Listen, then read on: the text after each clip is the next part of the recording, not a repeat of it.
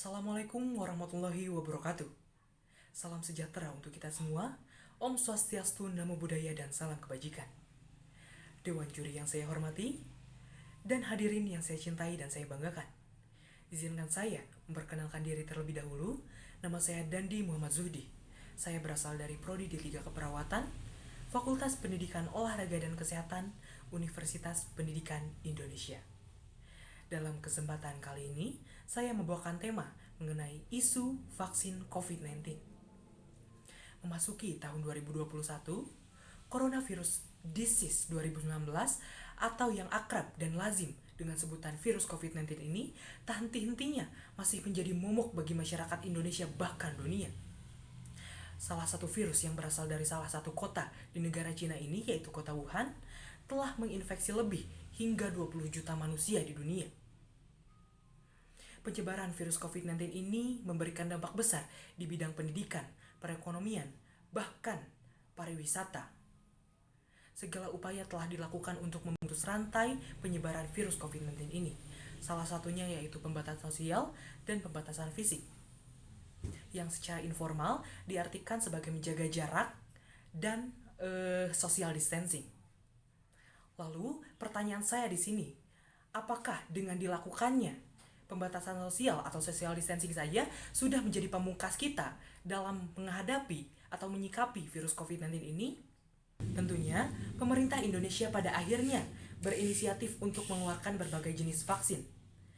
Vaksin merupakan zat atau senyawa yang berfungsi untuk menjaga kekebalan tubuh terhadap suatu penyakit. Vaksin mengandung bakteri, virus, bahkan racun yang telah dilemahkan atau dimusnahkan. Vaksin yang dikeluarkan oleh pemerintah, yang pertama ada vaksin merah putih yang diproduksi oleh PT Bio Farma. Yang kedua ada vaksin AstraZeneca. Vaksin AstraZeneca ini diproduksi oleh perusahaan farmasi asal Inggris. Dan yang ketiga yaitu vaksin CoronaVac yang diproduksi oleh Sinovac Biotech Ltd.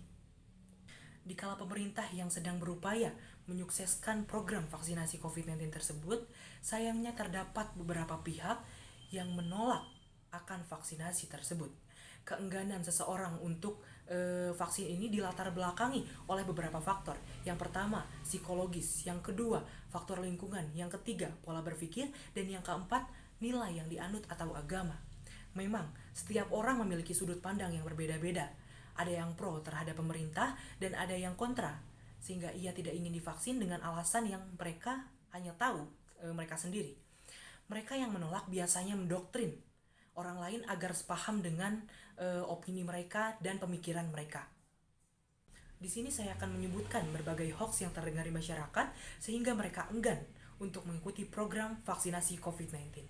Yang pertama, vaksin COVID-19 memiliki chip yang dapat melacak seseorang.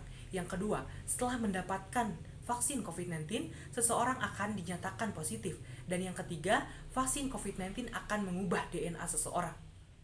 Keraguan terhadap vaksin ini biasanya terjadi kepada orang tua.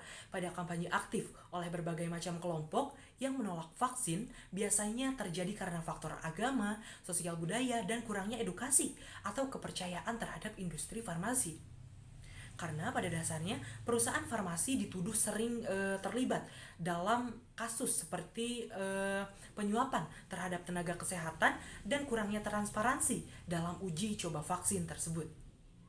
Lalu, langkah apa yang selanjutnya harus dilakukan?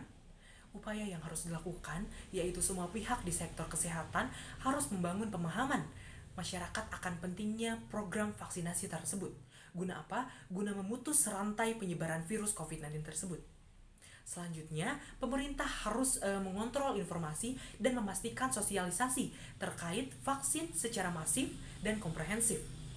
Dengan informasi yang jelas dan terkonfirmasi, maka masyarakat akan memilih dan memilah perilaku adaptif, sehingga masyarakat menerima program vaksinasi tersebut. Terima kasih atas perhatiannya. Mohon maaf apabila ada kesalahan. Wabillahi taufik wal hidayah. Wassalamualaikum warahmatullahi wabarakatuh.